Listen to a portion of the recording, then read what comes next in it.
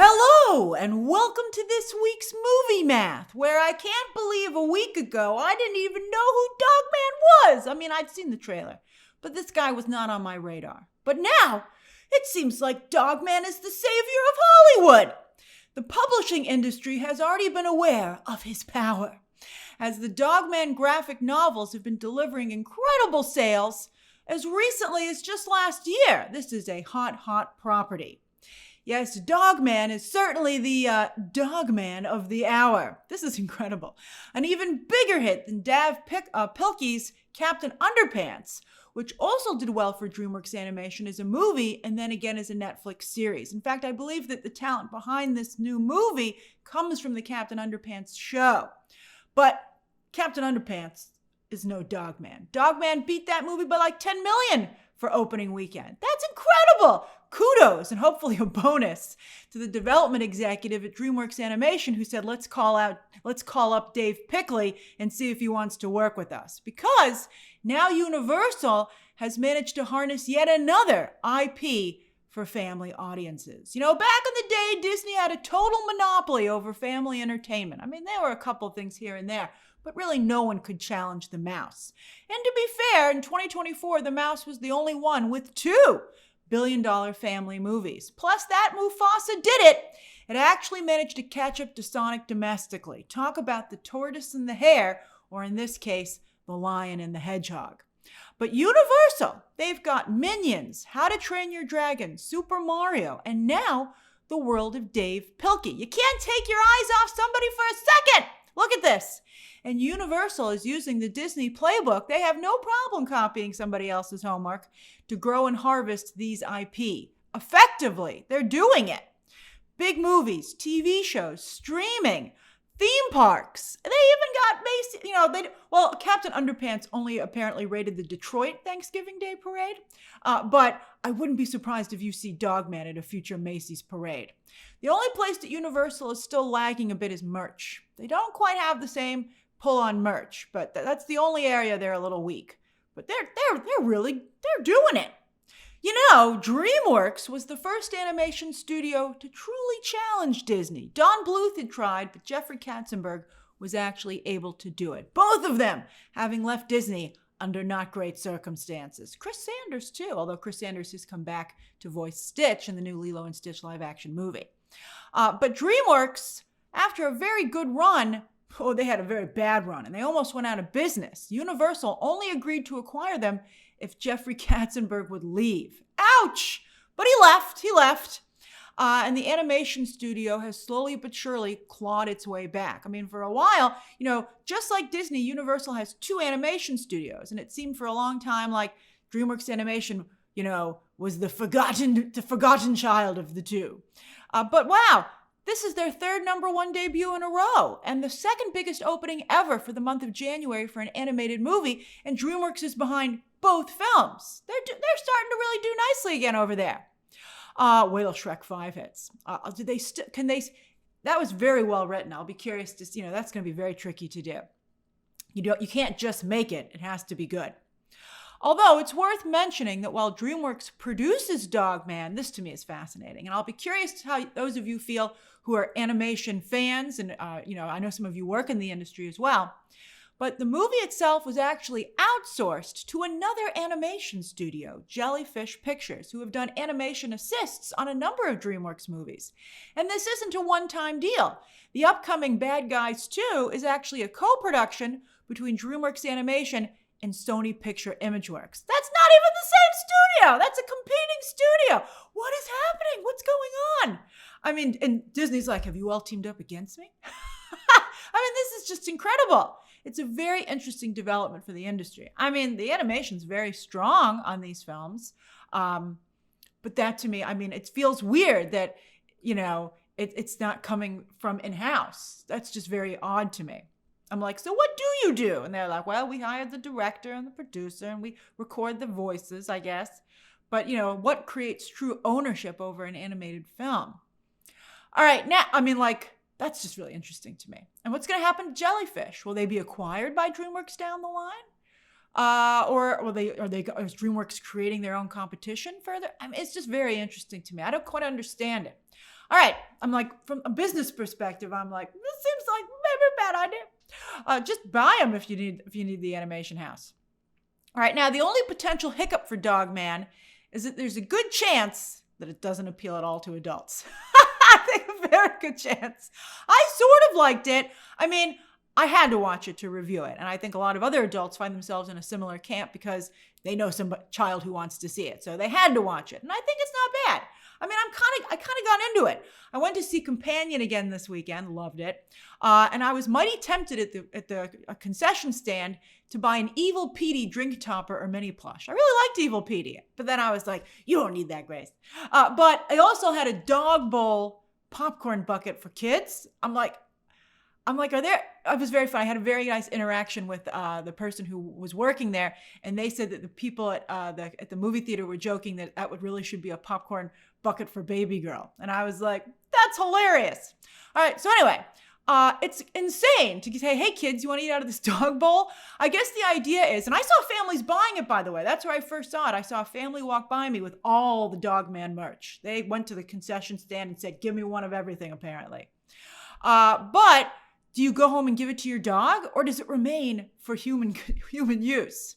And also, is this just a mere hint of things to come when it comes to pet product placement for movies, considering Superman is on the horizon? I mean, if I were Warner Brothers and James Gunn and I saw that family walk by me with the Dog Man dog bowl popcorn bucket, I'd be like, oh, I need one for crypto. Let's start designing it.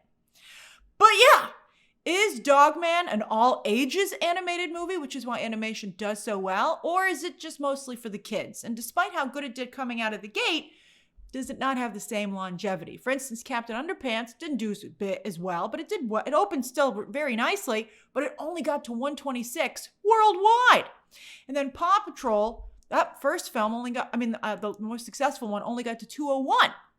So, I think that's the hiccup here. Potential hiccup. Dog Man is also relatively new. The first graphic novel came out in 2016. So there's not a big nostalgia factor with adult viewers being like, well, I remember Dog Man. So I think that hurts the film a little bit as well. And that's evidenced by the fact that 70% of the audience was under 35. That's amazing. They just could not get a lot of adults to go and see this thing. Although casting Pete Davidson, I'm sure, helped. Pete Davidson, he just fell into a great opportunity. I can't believe it. And, try to say yes to opportunities. Because, Pete Davidson might have said, I'm not doing Dog Man. That's so lame. He's like this cool SNL comedian with this amazing dating track record, and he's going to do Dog Man? Well, yeah, he's now got a #1 movie and the #2 opening ever for an animated movie in January. I mean, that's very nice for Pete Davidson. Voicing a popular animated character can be a great cornerstone for a career, including a steady flow of cash. Would Pete Davidson provide the voice for Petey in, say, another Netflix animated series, just like Captain Underpants has one? I mean, what else is Pete Davidson doing? I think he should do it. A good agent or manager could do a lot with this. I'm not saying Pete Davidson's getting a star in a new movie, but if somebody needed a funny best friend in a movie, I'd be like, people are sure loving Pete Davidson right now. Put him in your film. Come on, do it. Put him in your film. Dog Man has great audience scores and very nice demos as well. I think for sure we're going to get Dog Man 2. And I would suspect an animated series. For sure. If I were, at DreamWorks or Universal, I'd be like, I want you to put the pedal to the metal with this Dog Man because this opening is just insane. All right. And I guess, it should be, again, another book powered a movie. That's why development executives love books. They send the books usually to development executives in Hollywood before they're even published because books are a really great foundation for successful movie and television franchises. More evidence. All right. You know what other movie has great audience scores? In fact, even better ones than Dog Man? Companion. A B+. A B+ isn't as high as the Dog Man score, but for a horror movie, that's like an A++++. The only other horror movies that have consistently gotten like a B+ are the Scream movies, the good ones. So this is amazing. Yet ain't nobody seeing Companion. This thing couldn't even get to 10 million. It came a little in under. They were hoping 8 to 10 over the weekend. And, Warner Brothers was like 10, and all the other studios were like under 10. And that's where it seems to be. Although 26% of ticket buyers apparently said they showed up for Sophie Thatcher. Wow, I love that for her. To have that kind of recognition at this early stage in her career, she's hardly done anything, and yet she was able to motivate a quarter of that audience to show up. Oh my goodness. I mean, that's amazing. Deserved, but how often in life do people get what they deserve? So that's fantastic.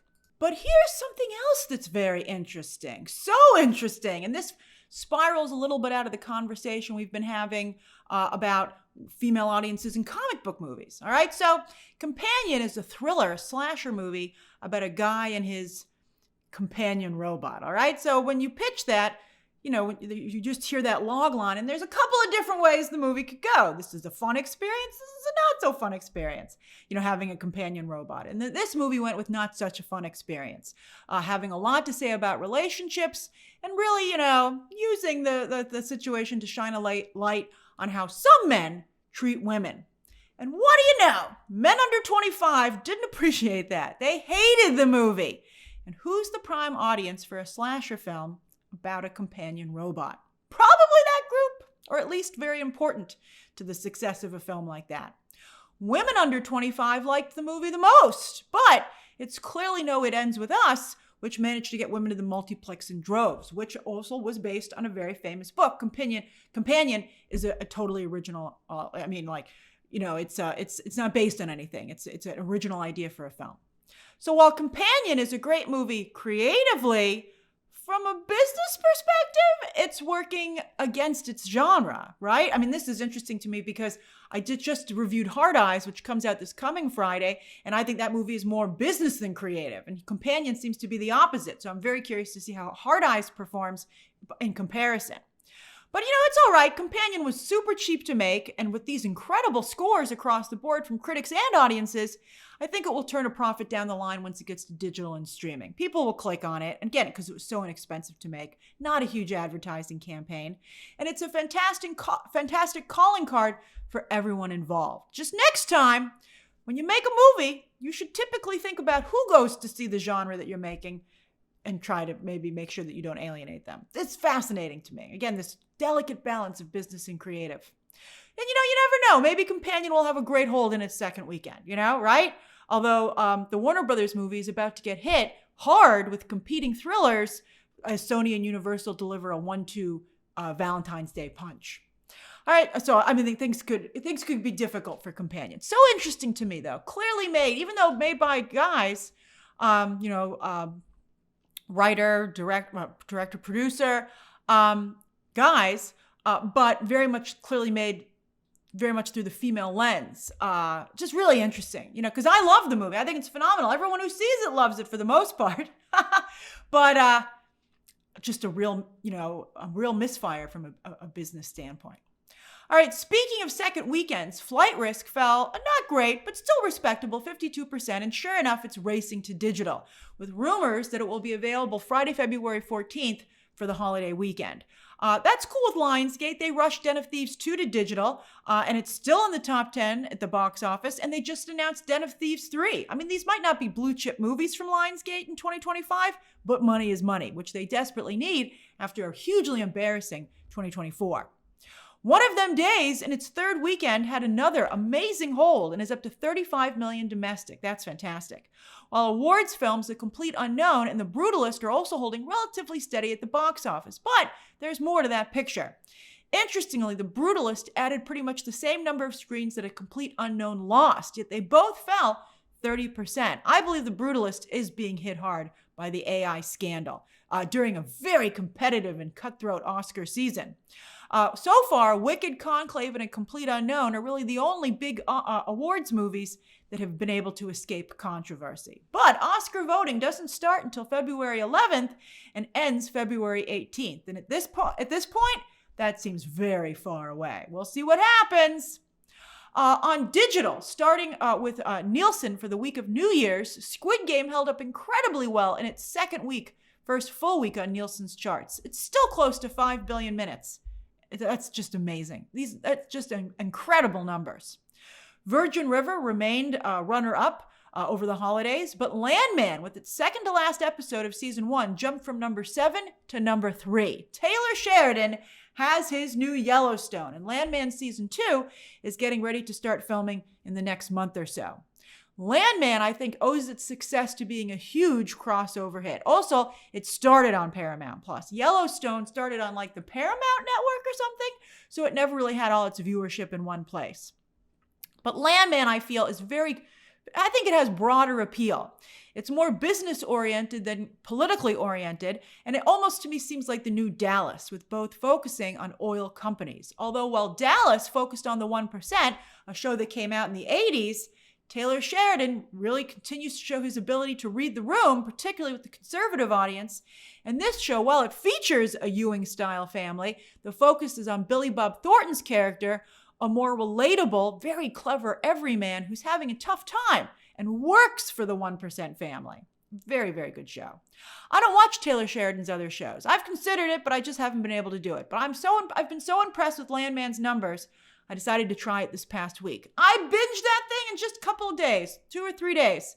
Some of the storylines fell apart a bit toward the end, but I got to tell you, overall, I think it's fantastic. Fantastic show.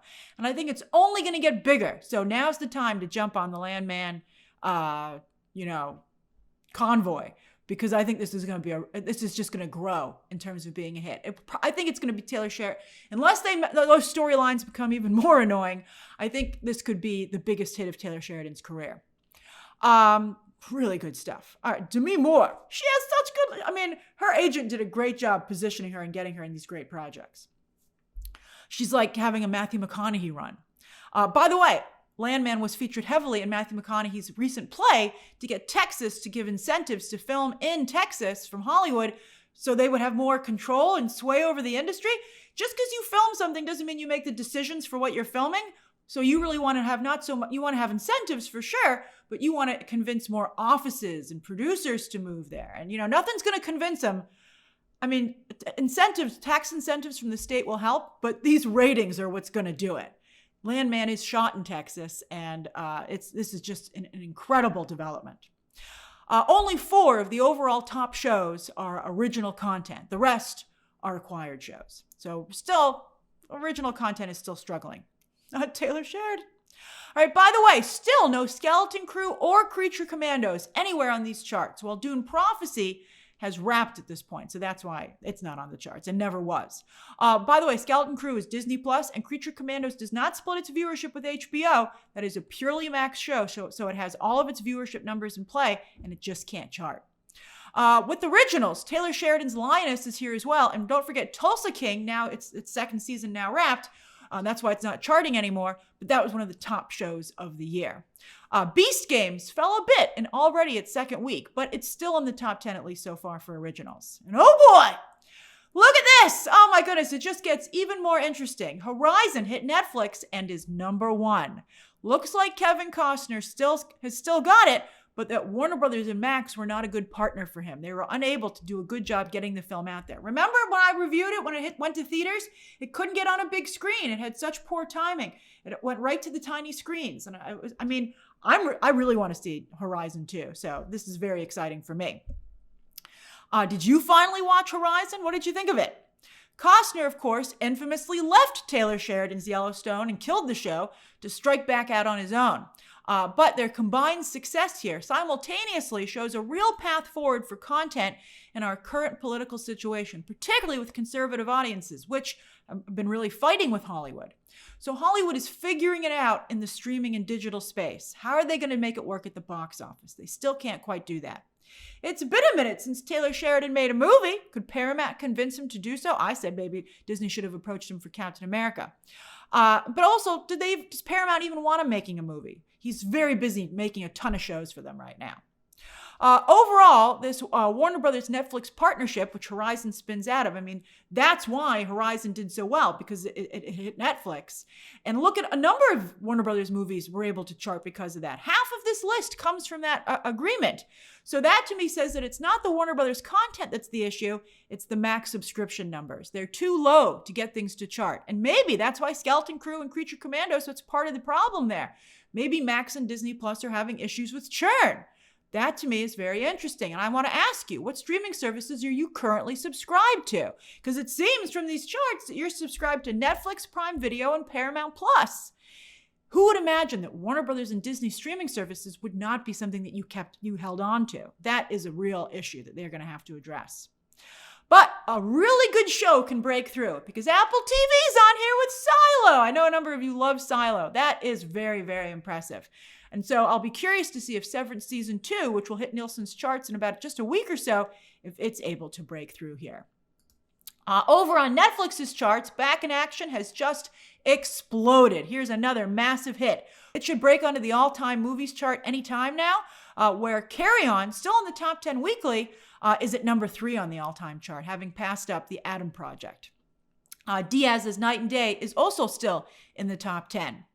With shows, The Night Agent did debut season 2 at number 1, but its numbers are half of season 1's debut, so that means maybe Netflix was a little bit too aggressive in having already started shooting season 3. These are not, let's do a season 3 kind of numbers. And then maybe it's a cheap show to make. You never know. And its third week on Netflix, WWE Raw fell towards the bottom of this chart after being in the top half of the chart for the first 2 weeks. But remember, this is a weekly show for Netflix. This is a long haul play. And, we'll see how they feel, what its performance. I mean, usually Netflix's shows, are flashes of light, right? They do binge drops, or they do seasons in halves, part 1 and part 2. But, most shows are there for 2-3 weeks tops. WWE is something that's supposed to be there consistently throughout the year. And the real value there, I think, remember, Netflix doesn't make money off of views, they make money off of subscriptions. So at the very least, it's keeping all those WWE fans subscribed. Who cares if they tune into WWE Raw every single week? They're going to tune in every month, probably at least once, and subscriptions are on a monthly basis, not a weekly basis. So WWE, that deal is probably very valuable for that reason alone. You got to really change your mindset when you're thinking about the streaming world because it's a subscription model instead of an a la carte model. Then on digital with Apple, Moana 2 continues to set a strong course, debuting on digital at number 1. Look how long it took to get here. Mufasa is probably still a little bit of a ways off. Den of Thieves 2 is right behind it, while Baby Girl, a very spicy movie, is doing well on digital, at least out of the gate. Sonic 3 is still doing well, while awards contenders make up the rest of the chart. Remember, Hugh Grant has been nominated for Heretic, and that's a Sophie Thatcher movie as well. As for this coming weekend, it's the Super Bowl, a week from today. Trailers. Oh my goodness. Starting in the afternoon. You guys are right. Puppy Bowl is an afternoon thing. I think the pre-show starts at 1 p.m. next Sunday, Eastern Standard Time. And so we have potentially a new crypto-centric look at Superman. Because the Super Bowl will be starting so early this year because Warner Brothers cheaped out, they don't want to pay for an actual Super Bowl ad. That's fine. Just give us new content. Just feed us. We don't care. Feed us in our little doggy bowl for crypto. That's an interesting commentary on fan and content relationship with the baby girl shadow hovering over above. How are you going to humiliate us this week? And we're just going to take it and maybe like it. All right, so the next Movie Math, therefore, next weekend will not be on Sunday because I'll be preparing to cover all this content. So Movie Math will probably come on like Tuesday or something because I'll be covering all these trailers on Sunday and Monday. I'm excited. In theaters, as I said, it's a little tough with the Super Bowl, but Hollywood's trying to get out ahead of Valentine's Day. So while they don't usually release anything for the Super Bowl weekend, we have 2 new movies. Hard Eyes and Love Hurts. My review for Hard Eyes just went up yesterday. Check that out. And the Love Hurts embargo lifts day of release on Thursday. Also, Becoming Led Zeppelin hits IMAX theaters starting Wednesday, giving it about a week and a half in theaters before Captain America 4. On digital on Tuesday, September 5th releases, and there are rumors that Wolfman will as well. And Netflix has a new Amy Schumer movie dropping on Wednesday. Then with shows, Invincible Season 3 returns Thursday, dropping with 3 new episodes. My review will go up tomorrow when the embargo lifts. Prime Video also debuts Clean Slate. That looks like a pretty good show. While Netflix has Sweet Magnolia Season 4, new show Apple Cider Vinegar with Caitlin Dever, so that might actually be something. And Hulu has a new season of The Kardashians. Also on Friday, finally, the delayed Critics' Choice Awards will go ahead. But keep in mind that I'm a member of Critics' Choice, but we all cast our votes before the recent scandals erupted for award season. So you won't be able to tell what the fallout is from these scandals from the Critics' Choice wins. And in fact, they might actually end up helping some people because, we'll see how Amelia Perez does at the Critics' Choice Awards, because everybody voted before the current situation. That's going to be very interesting. All right, so that's this week's Movie Math. What have you been watching? What do you plan to watch? And what trailers are you the most excited about to hit on Super Bowl Sunday, a week from today? Share those thoughts down below, subscribe today, and of course, as always, you can check out some more videos right now.